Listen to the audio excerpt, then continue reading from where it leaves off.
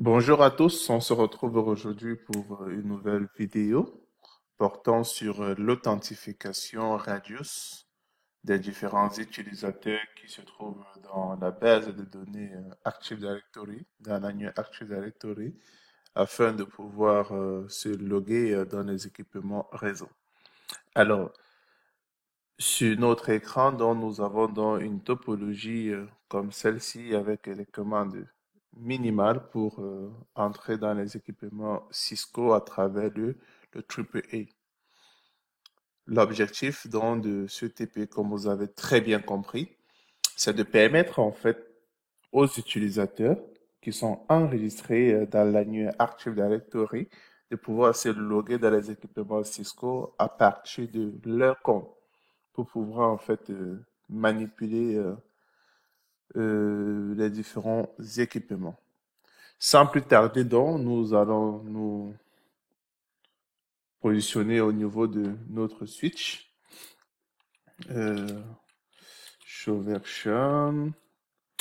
Je fais la commande show version pour qu'on puisse avoir une idée du modèle de notre commutateur.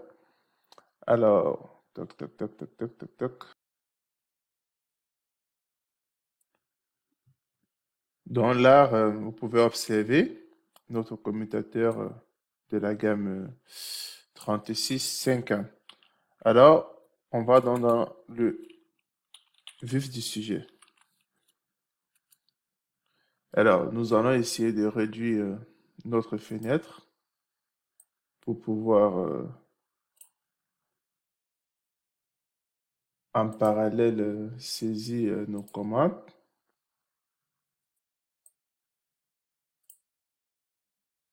Question de pouvoir avancer en même temps.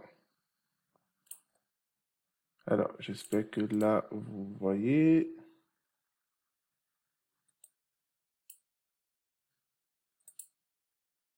OK. Alors, en mode configuration globale, donc, nous allons faire notre enable, algorithm type. On va utiliser donc le script pour pouvoir crypter le mot de passe, chiffrer le mot de passe. On va utiliser Cisco. On va créer un nom d'utilisateur parce qu'on va activer le AAA tout à l'heure. Et il faudrait en fait que nous ayons déjà un nom d'utilisateur, du moins un compte d'utilisateur dans notre switch. Admin, on va donner le privilège 15 pour que ce compte en fait puisse directement passer en mode privilégié parce qu'il faut rappeler que le 15 en fait c'est le numéro de privilège le plus élevé dans les équipements Cisco. Algorithm type, script, secret, Cisco. On valide. Une fois donc qu'on a fait cela, on va faire dans le AAA New Model. On active dans le AAA New Model. Alors, nous avons donc ici, observez là, nous avons trois lignes de AAA configurées. La première ligne, en fait, AAA Authentication Login, Default, Group, Reduce, Local. Qu'est-ce que cela signifie? Si on saisit ensemble AAA, Authentication, alors, comme son nom l'indique, c'est la commande qui va permettre l'authentification. Quel type d'authentification? Login. Lorsque je choisis en fait le login là, login veut dire en fait que toutes les connexions qui vont être faites, que ce soit les lignes console, les lignes auxiliaires ou encore les lignes Telnet et SSH, elles vont donc pouvoir utiliser le même mode de connexion pour pouvoir se loguer sur ces différentes lignes. Donc, en utilisant donc l'argument default, c'est pour prendre en compte donc toutes ces différentes lignes. Ensuite, on va faire groupe.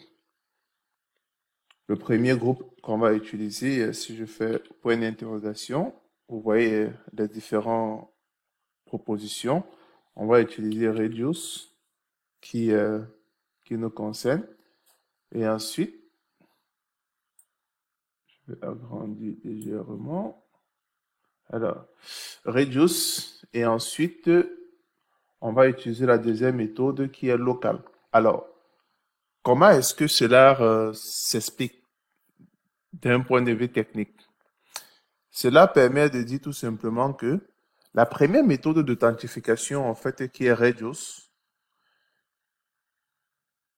sera celle qui sera sélectionnée par défaut comme moyen d'authentification. Au cas où, en fait, reduce, en fait, le serveur reduce n'est pas joignable, le commutateur va essayer de chercher, en fait, un compte local pour pouvoir authentifier.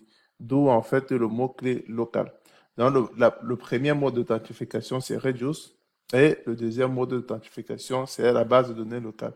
Et quel est le compte qui est associé à ça? C'est le compte qu'on a défini précédemment. Admin avec le mot de passe Cisco.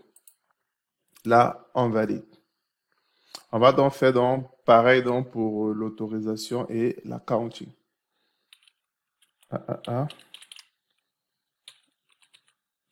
Authorization, exec pour les différentes commandes que l'utilisateur pourra exécuter. Groupe reduce local. Ensuite,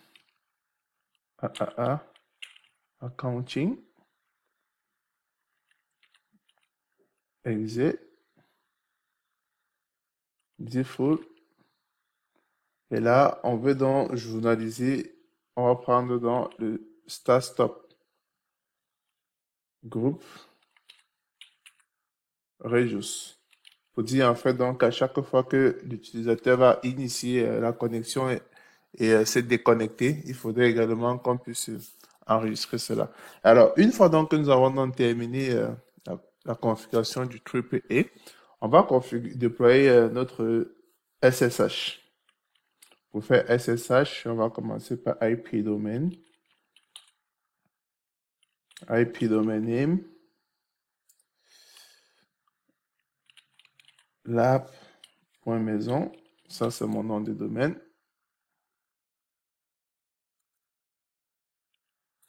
Crypto key, generate RSA, generate key modulus 1024. Ensuite, IP SSH version 2.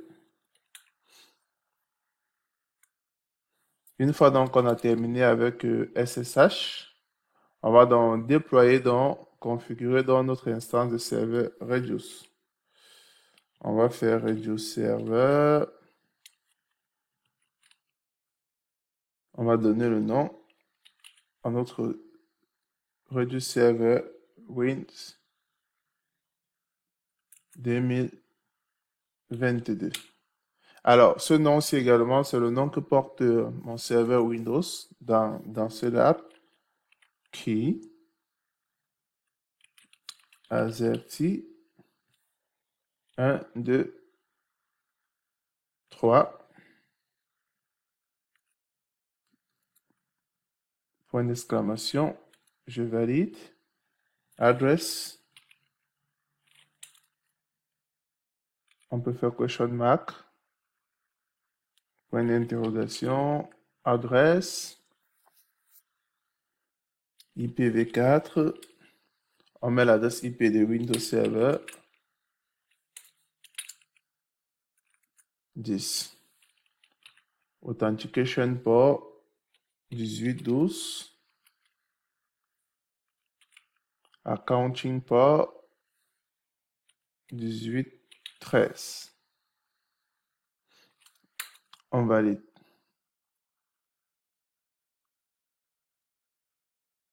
Et puis ça existait déjà. Ok, c'est pas grave. Tac, tac, tac, tac, tac. Ensuite, on va faire line VTY 0, 04,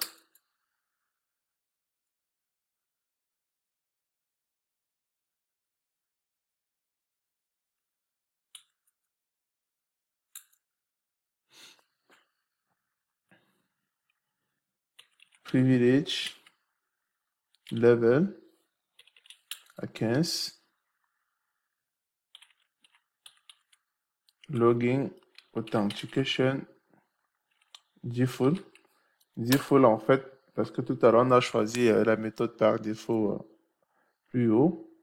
Alors on peut faire aussi le login synchronous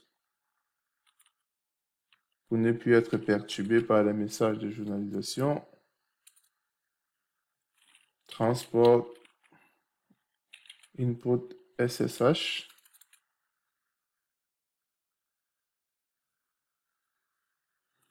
On peut également faire le exit. Bon, exit time out, je ne ferai pas. Parce que dans un environnement de production, il n'est pas conseillé de mettre recommandé de mettre à 0,0.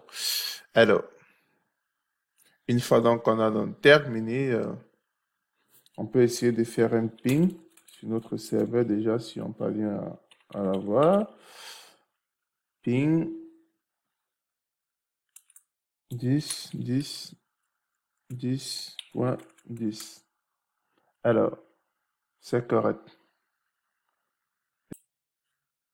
Alors, là, nous avons notre serveur. La première dans des choses,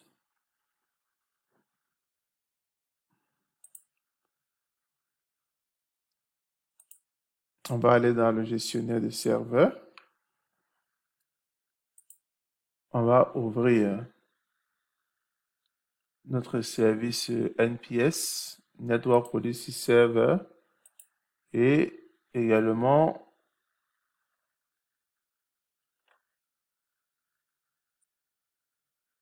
l'AD pour pouvoir créer nos utilisateurs. Alors, la première tâche déjà, essayons donc de créer ici nos utilisateurs nouveaux. Utilisateur, on va l'appeler user 1.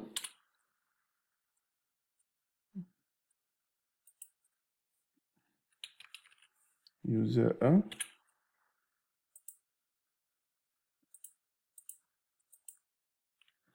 On lui donne un mot de passe.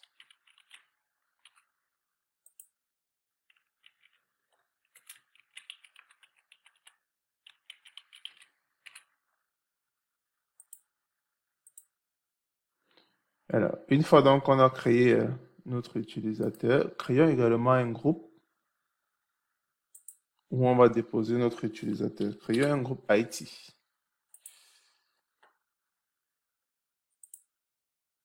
User 1, rassurons-nous que tac, tac, tac, tac, tac, qu'il soit membre du groupe IT. OK, il est bien dans le groupe IT. Alors, positionnons-nous maintenant sur notre serveur.